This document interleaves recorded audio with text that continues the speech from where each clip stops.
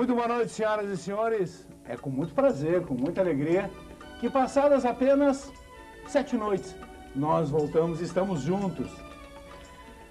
Programa de hoje, os que nos acompanham, e primeiro nós queremos agradecer o carinho que vocês nos demonstram. Pode ser que a gente não consiga demonstrar todo o carinho que vocês nos demonstram, mas acreditem, eles nos sensibilizam sempre, não importa o local. Vocês recordam que nós fizemos uma provocação, aquele que eu considero um dos nossos maiores palestrantes, sobre a morte. O senhor aceitaria falar sobre morte? Ele disse, pois olha, Vinogradov, é uma ideia interessante. Mário Rigato, professor da Faculdade de Medicina da Universidade Federal do Rio Grande do Sul, aceitou o desafio, pediu um tempo. O senhor sempre me pede um tempo. E, professor, é a primeira vez que o senhor vai abordar esse tema? A morte? Diante de ti e da televisão, é. O senhor já abordou esse tema, professor? Inúmeras vezes. Eu sou médico. Mas o senhor não foi treinado para a vida? Mas é por aí que começou o meu interesse por esse último capítulo. Mas no juramento que o senhor fez não constava esse trecho. O senhor prometeu várias coisas quando jurou, se formou médico. Minorar, salvar, ajudar, consolar. Quando nada mais restar, consolar, tratar. O senhor não prometeu entender da morte. Isso é uma coisa nova. Eu acho que é um dos pontos que nós temos que considerar melhor nas nossas vidas é a nossa morte. O senhor tem medo da morte, professor? A minha pauta dizia, por que a morte é tão temida? Eu já lhe transfiro a pergunta, o senhor tem medo? A morte, ela é temida por praticamente qualquer ser humano. E o mais notável é que, mais do que temida, ela é detestada. E esse aspecto é muito chamativo, porque a rigor, a morte, é a última parte da vida. E a morte foi tão cuidadosamente planejada pelo Senhor quanto foi o eclodir da nossa vida. Eu até gostaria de fazer uma pequena demonstração que a maioria conhece. Eu tenho uma vela. Isso aqui é substância orgânica. Pode ser vegetal, pode ser animal, cera. Vegetal, parafina. Animal, cera. E há um pavio feito de algodão, que também é de origem vegetal. Estas substâncias, todas, são impregnadas de energia solar. Quando se formam os vegetais, uma parte da energia do solar é armazenada dentro de cada célula do vegetal. De maneira que, se eu tiver um mecanismo adequado de iniciar uma combustão, e eu vou tentar acender a vela aqui, eu obtenho esta chama, que se chama vida. A nossa vida é, em tudo, comparável a esta combustão que aqui está ocorrendo. Eu preciso de energia solar, é o alimento que eu como, e eu preciso de um elemento que permita tirar da molécula do alimento a energia que ele tem. Este elemento é o oxigênio, que está no ar, 21% do ar é oxigênio. E aqui nós temos a energia solar da vela sendo transformada, no caso, em energia luminosa e térmica. Ela faz luz e aquece. É exatamente o que nós fazemos em cada uma das nossas células. Um homem do meu tamanho tem cerca de 60 trilhões de células. Todas estão fazendo isso agora, estão vivas. Esse fenômeno foi o mais cuidadosamente planejado pela natureza e ela levou bilhões de anos para acender a vela da vida. O nosso planeta tem 5 bilhões de anos e, pelo menos, por 1,5 bilhão não houve vida nenhuma. Foi o desenvolvimento progressivo das condições para a vida. Quer dizer, a vida foi muito cuidadosamente buscada, planejada e construída pela criação. Ou, se quiser, pelo Senhor, por que não? O que eu gostaria de dizer é que, com o mesmo cuidado, o Senhor cuidou da morte. Se eu, por acaso, eu tenho aqui uma pequena redoma, e eu cobrir essa vela, eu vou ter o seguinte: eu confinei o espaço de oxigênio e vejo que a chama está diminuindo gradativamente, e apagou. Ela apagou porque terminou o oxigênio que estava aqui dentro. É interessante de ver a tranquilidade com que essa chama apagou. Ela não bruxolhou, ela não tremeu. Ela diminuiu gradativa, lenta, suave, e apagou. A morte é assim. A morte foi planejada nas nossas células pelo mesmo mecanismo que lhes deu vida, é a retirada do oxigênio. De maneira que o morrer significa que num dado momento, e eu estou falando de morte natural, não estou falando de morte violenta, não estou falando de morte matada, eu estou falando de morte morrida. Na morte natural, na morte morrida, num dado momento, o organismo não se sente mais em condições de captar o oxigênio do ar pela respiração e, através da circulação, levá-lo a todas as células. Ele cumpriu a sua missão. O que vai acontecer? Vai faltar oxigênio lentamente nas células e elas vão morrer. Quietas, suavemente. Qual é a primeira célula? Reparem como foi piedoso o planejamento da morte. A primeira célula que morre quando falta oxigênio no nosso corpo é a célula que mais precisa de oxigênio. É compreensível? Qual é? São as células do cérebro, que de longe precisam muito mais oxigênio que as outras. De maneira que, num processo de morte, o indivíduo primeiro apaga as suas células cerebrais. E com isto, ele apaga a dor. Não tem dor. Ele apaga a consciência. Ele vai perdendo a consciência. O seu corpo ainda está vivo. Se sabe que partes do nosso corpo permanecem vivas minutos ou horas depois do indivíduo ser declarado morto. É por isso que os transplantes são possíveis, não é? A gente determina a morte cerebral, mas o corpo ainda está vivo. Vivo, entre aspas. É uma vida um pouco diferente da usual, mas é vida. Ainda há combustão nas células. Eu posso transplantar um coração, o coração que eu tiro de um paciente dito morto para botar no outro, não é um coração morto. Ele está sendo trabalhado ao longo desse processo. Então, reparem bem o processo. Há uma falta gradual, há uma anestesia, uma sedação divina do indivíduo. E quando o resto do corpo lhe morrer, ele não tomará mais conhecimento disso. Eu já vi muita gente morrer. Eu sou clínico. E fui muitos anos clínico de Santa Casa, de gente pobre, onde chegavam muito doentes, ou muito velhos, muito alquebrados. Eu vi muitos morrerem. E eu não tenho da morte uma impressão sofrida. Não tenho. A não ser da morte violenta ou da morte gerada artificialmente. Por que nós temos tanto medo assim da morte? A pergunta é interessante porque não é só com a morte que nós temos medo do fim das coisas. Nós queremos, como seres humanos, na verdade, Abraão, que tudo dure muito, e na verdade que dure sempre. Sempre. Quando nós nos apaixonamos, é um sentimento tão lindo, não é? E casamos, a igreja nos convida a jurar no altar que vamos amar até a morte. Quer dizer, sempre.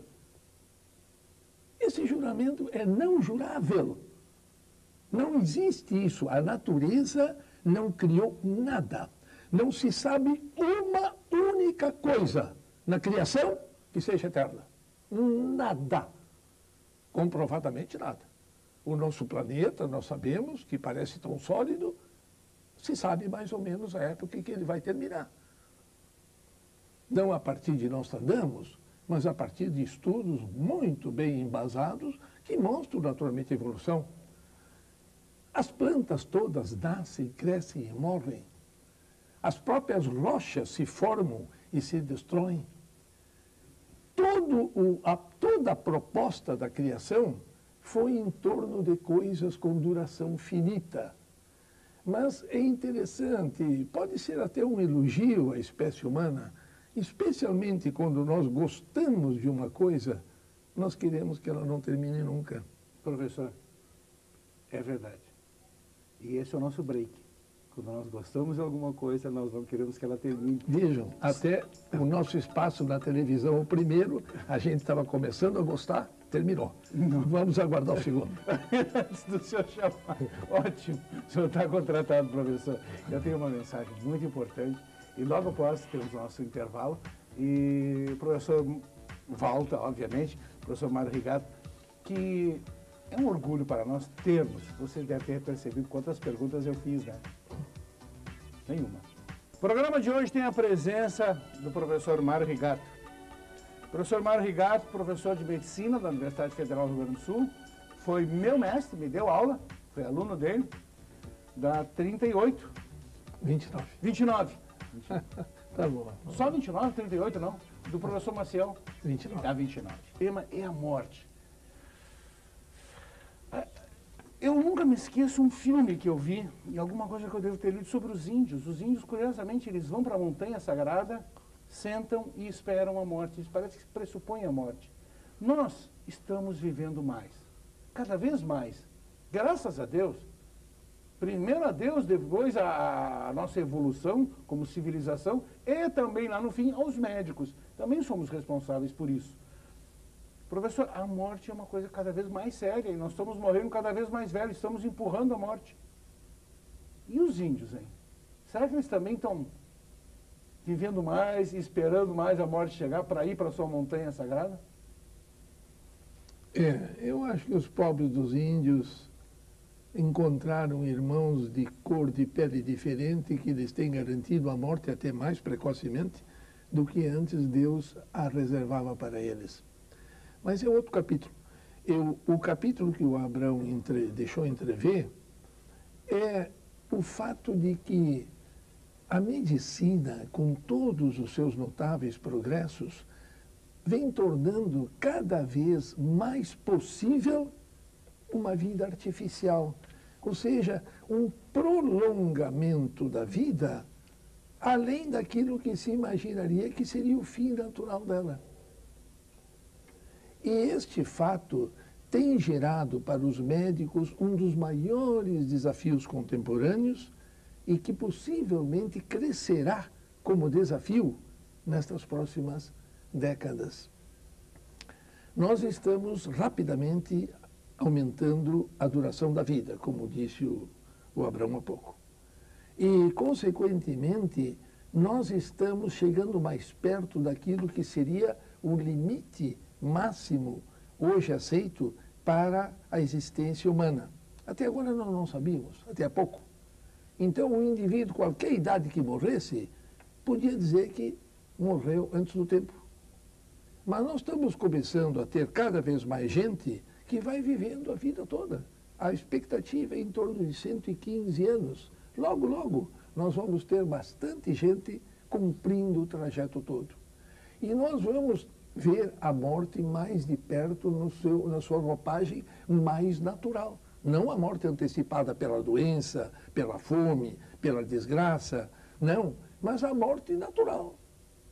O apagamento dessa chama de vela. E o nosso inconformismo com a morte tende a fazer com que procuremos debelá-la a qualquer preço. Isso, em certo aspecto, é um elogio à vida. Porque se eu não quero de maneira nenhuma dar lugar à morte, é porque eu acho que a vida vale muito a pena. Ela é muito boa. Mesmo as pessoas que mais se queixam da vida, não querem morrer. O médico sabe disso. Há doentes gravíssimos, sofrendo muito e que não querem de maneira nenhuma pensar em morrer. Ótimo, é isso que nós queremos. Mas nós estamos nos defrontando cada vez mais com dois tipos de situação que são muito difíceis e que nós vamos ter que reestudar. Eu quero deixar claro que sobre isso há legislação brasileira bem específica, que claramente estabelece que nada deve ser feito que possa, de alguma forma, antagonizar a vida ou encurtá-la. Mas essas afirmações muito genéricas já não comportam mais os casos individuais que se avolumam. Então, por exemplo, nós temos hoje esse caso comum do indivíduo que, estando muito mal, começa-se a mobilizar recursos os mais variados. É ventilação mecânica, é circulação assistida, é uma série enorme de medicamentos que vão mantendo o indivíduo vivo, embora ele, por ele próprio, não tivesse mais condições de assim se manter. E surge essa pergunta, até que ponto isso é válido, hein? Tem-se dito que o médico não tem, como qualquer outro, o direito de encurtar a vida de nenhum doente. Não só dito, como está na lei até hoje. A minha pergunta é o seguinte, será que ele tem o direito de prolongar a vida do doente por conta dele? Não sei. Quer dizer, o indivíduo está fadado a uma morte natural. Eu estou proibido de encurtá-la por razões muito elevadas e é óbvio que o próprio médico só agiria por elas, mas é proibido. Agora eu posso ficar colocando uma parafernália crescente e não permitir que o meu irmão morra quando a criação já disse, chegou o seu momento. É muito difícil. Claro que a esperança é de que, vencida aquela fase, de repente o doente melhore, recupere a vida e vá viver mais um período longo. Mas nós já temos meios bons de prever quando isso vai ocorrer. E, na maioria dos casos mais sérios, nós sabemos que nós estamos apenas atrasando um pouco a chegada da morte. Professor, uma entrada bem rápida. Diga. Na Inglaterra, até onde eu saiba, nos Estados Unidos parece que ainda não, já existem. As pessoas preenchem formulários proibindo aos médicos o prolongamento artificial das suas vidas. Exatamente. É uma colocação muito boa do Abrão, que o indivíduo tem o direito de fazer uma declaração do que ele não quer que seja feito com ele, caso ele gravemente adoeça. São muito poucos os que fazem isso, muito pouco. Pode. Agora é interessante que o indivíduo pode declarar, não quero ventilação assistida, se o meu coração parar, não quero reanimação cardiorrespiratória, pode. Mas ele não pode dizer que ele quer encerrar a vida. Não pode. É a única coisa que ele não pode propor, é que numa situação dessas ele gostaria de encerrar a vida e morrer. Não pode. Nós, na verdade, tomamos uma posição assim, um fenômeno muito complexo, uma posição muito simplista. Mas isso é mais o nosso desespero, sabe? É o desespero dos que cercam a morte, não do que está morrendo.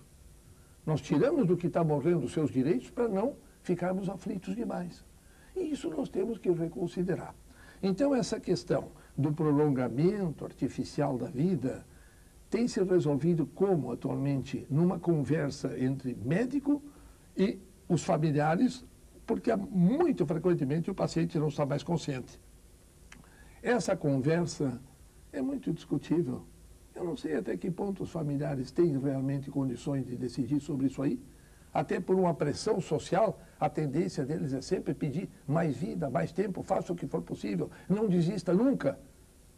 Isso se chama distanásia. É essa luta encarniçada pela vida a qualquer preço. E nós vamos transformando esse fenômeno pacífico, suave do morrer, num momento extremamente sofrido e doloroso para os nossos pacientes. Eu pratiquei a eutanásia. Vou olhar para a câmera. Eu pratiquei a eutanásia e não foi uma vez. Foram várias.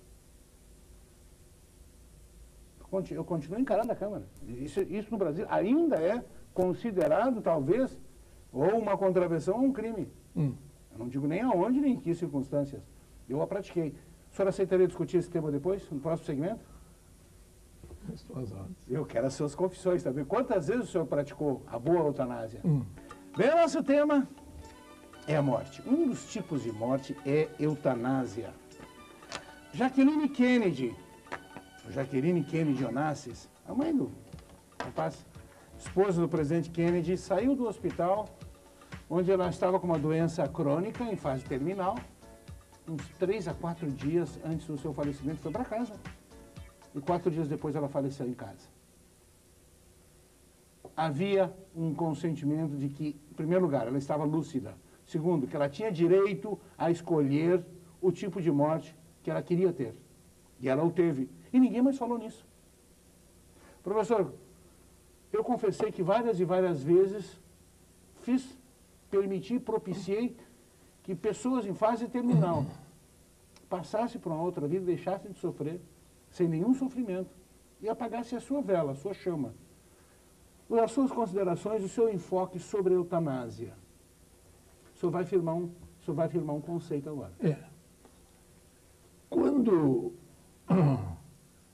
o indivíduo deseja morrer, ele tem 2 mecanismos possíveis. Ou ele se mata, é o suicídio, ou ele pede a alguém que ele considera competente, autorizado, em geral o médico, a que lhe favoreça a morte, é a eutanásia. Na prática, a eutanásia tem sido dividida em eutanásia passiva e ativa. Esta eutanásia que o Dr. Abrão diz que praticou, muitos médicos, possivelmente a maioria dos que trabalham em cuidados com pacientes terminais, praticou. É a eutanásia passiva. Concordo. Quer dizer, confere. O indivíduo, ele não induz a morte, mas ele não aciona mais aqueles aparelhos, aquelas máquinas, aquelas injeções que mantêm a vida artificialmente. Isso se chama eutanásia passiva. No Brasil, isso é crime. Na nossa legislação, ainda é crime. É curioso que é um tipo de crime que propõe um abrandamento da pena pela natureza humanitária do ato. Nós vamos ter que revisar essas coisas, mas já há vários países do mundo, por exemplo, Colômbia e Uruguai, vizinhos nossos, que aceitam isso plenamente. Professor, só me permite um break? Prossiga. Eu vou relatar a minha experiência. Primeira, estudante, residente, Departamento de Ortopedia, Universidade Hebraica em Jerusalém, professor Meir Making, fazendo um round, um paciente em estado catatônico há 3 meses, pós-cirurgia para fratura de colo de úmero, catatônico, inconsciente, os olhos abertos, mas inconsciente. Nós ainda o colocávamos sentado para diminuir as escaras, né?